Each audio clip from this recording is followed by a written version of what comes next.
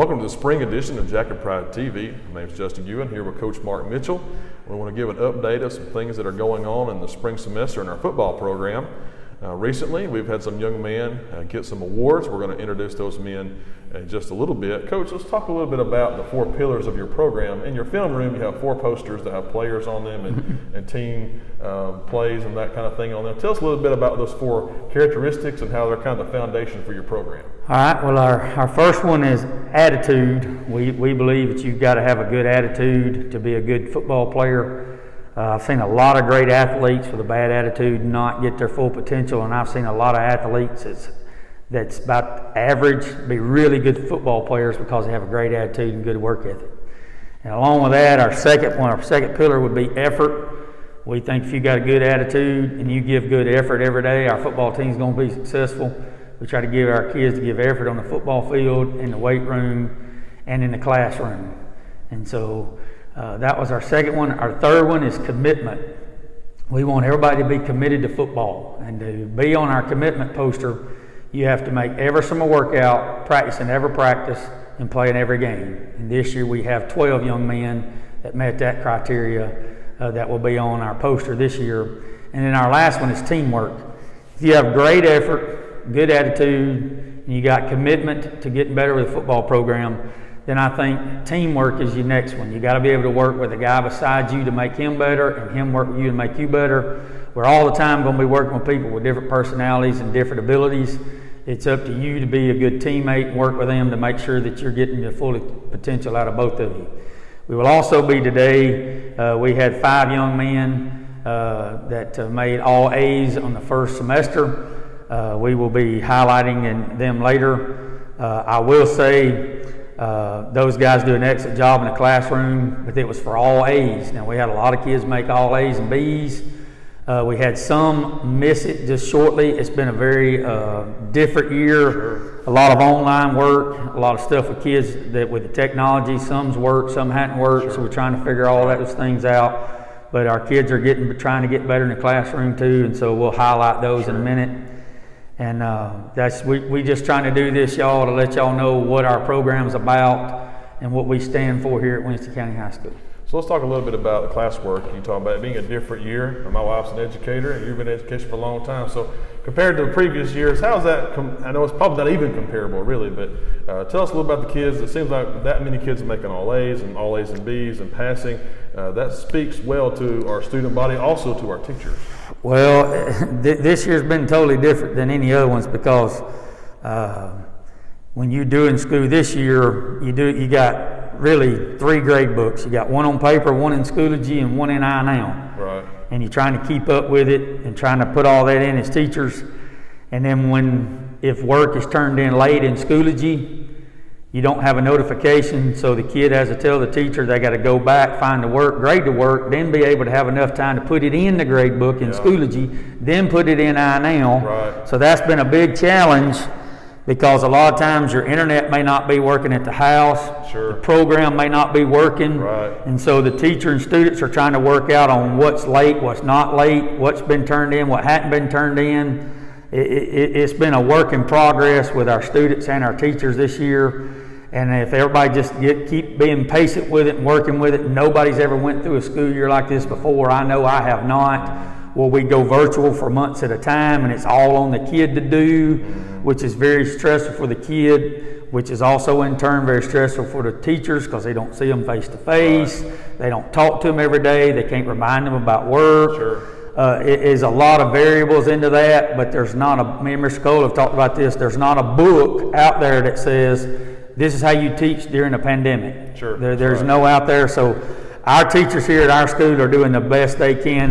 And I know for a fact, because I work with them with grades every day, that it's been very stressful on them. But we got good teachers who work every day to try to make it better for our students. We got students that work hard every day to try to make it better for our teachers. Yep. And that just goes along with what we're trying to talk about is everybody working together, doing the best they can to get in the best what we got. Yeah. Because a lot of times during a football game, you don't have the best field position. You don't have the best maybe wind conditions. You may not have the best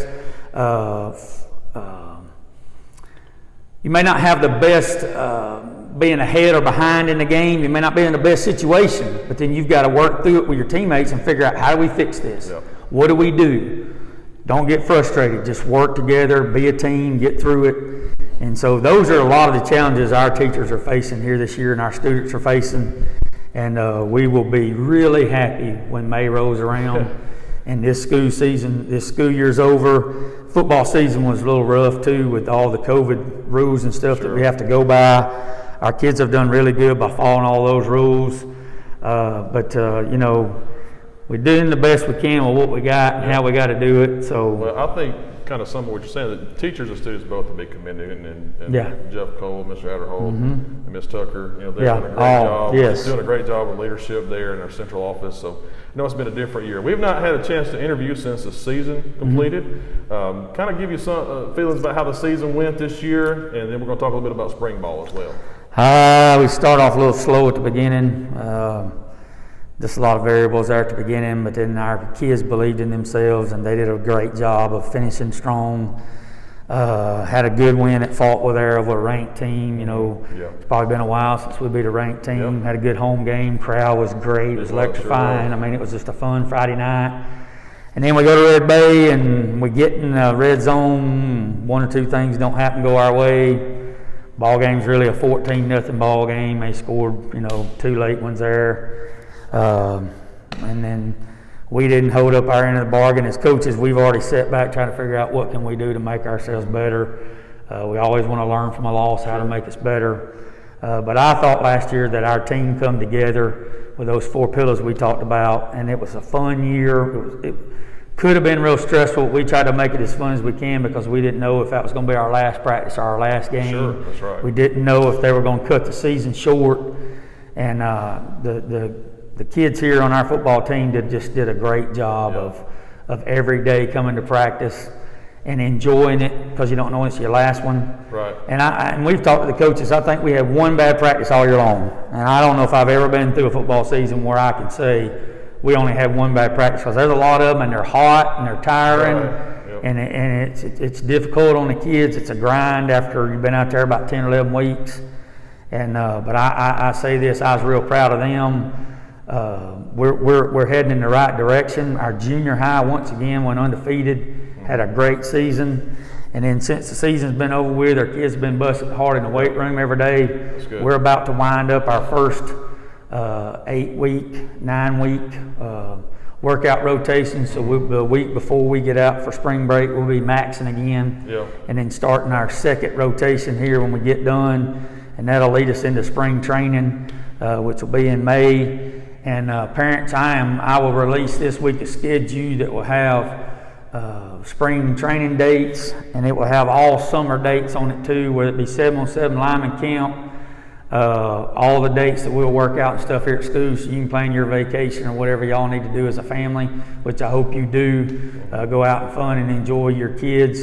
And I want the kids to enjoy their parents and go out and be kids in a family. We live in a world today where we're not guaranteed tomorrow, and it's very stressful. And so I've tried to explain to my kids, take every opportunity you can with your family. Go spend time with your family. That's good. You know, you're just not going to be around forever. And as much time you can spend with your family, that's going to be some memories you make forever that you'll always have, no matter what goes on in life. So I appreciate you making that emphasis. You know, some programs don't do that, and I appreciate that, Coach. We know our community does too. Well, glad to hear some things going on. Sounds like you're busy getting the program ready for next year and getting things ready for kickoff in August. Are we going to do a spring game, any type of spring game? Maybe we will do. I can't remember exactly the date. It's a Friday in May. I think it's the 3rd Friday in May. We'll do an inter-squad game where 7th and 8th grade will play each other at 1, then the varsity will scrimmage each other at 2, and then we'll have an eating afterwards with the parents and a parent meeting afterwards. We will also that day fill out all our paperwork on Dragonfly. All the students' parents will have their computer. They will know what to do. We just got to go and update the information. Last year was where we had a whole lot of information we had to get. This year won't be as much. We're going to try to take care of that at that parent meeting after the spring game. And then we'll have almost 3 weeks off. We'll take that last week of school off.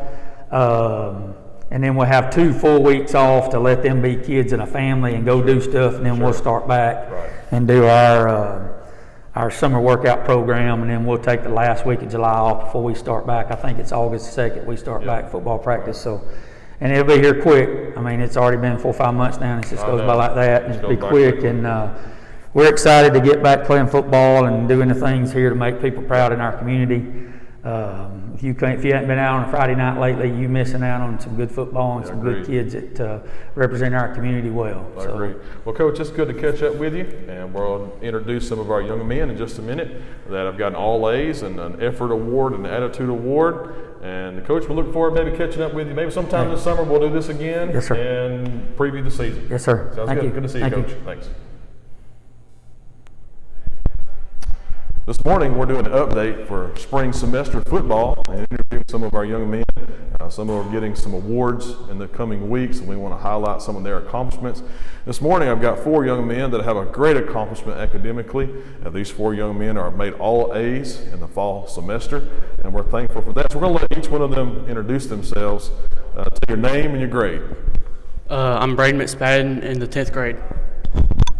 Ethan Morgan, 10th grade. Landon Kelly, 8th grade.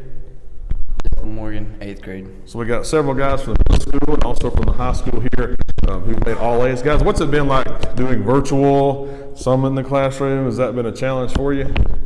Not really. Not really? So you make an all A's, it makes it look easy, right? So would y'all rather be virtual or in person? In person, yeah. Every student I've asked this says in person. So you guys to have all A's in this year, all the challenges you got, that's a great accomplishment. And not only are we proud of what you're doing on the field, we're proud of what you're doing in the classroom too, okay? All right, thank you guys for the way you represent Winston County. Good morning, everybody. Welcome to Jacket Pride TV this week. This week we are trying to explain some of the things we have hanging up in our film room. We're here with Eli Edgel, who is the 2020 football season effort winner. Every year we put up a different poster in the film room of effort, and this year Eli got the effort award. We put it up in here. It's a special award that the coaches vote on. It's the kid that we think who gave us the most effort during the season, and then this poster will stay up in here all year round for kids to come through and see. And effort is one of our 4 things that we talk about. It's effort, attitude, teamwork, and commitment. Those are the 4 things. There's 4 posters up in our film room, and today we have Eli Edgel here, and I want to congratulate him for being our 2020 Effort of the Year award winner. Thank you. Welcome everyone to our second segment here on Jacket Pride TV. Today we're here to announce our Attitude of the Year winner for our football season of 2020. Our coaches voted on this award, and this year you can see it's Brody Dinsmore. Attitude is one of our 4 things that we want to have. Characteristics of our football team is effort, commitment, and teamwork are the other 3 to go with attitude. And this year, Brody was exemplified the attitude that we want as a football player, the way he approached practice, the way he approached the games, the way he approaches his classwork. He's the ultimate student, ultimate teammate, and one of our ultimate football players. And I'm here today to congratulate him with the Attitude Award winner for the football season of 2020. Congratulations, Brody.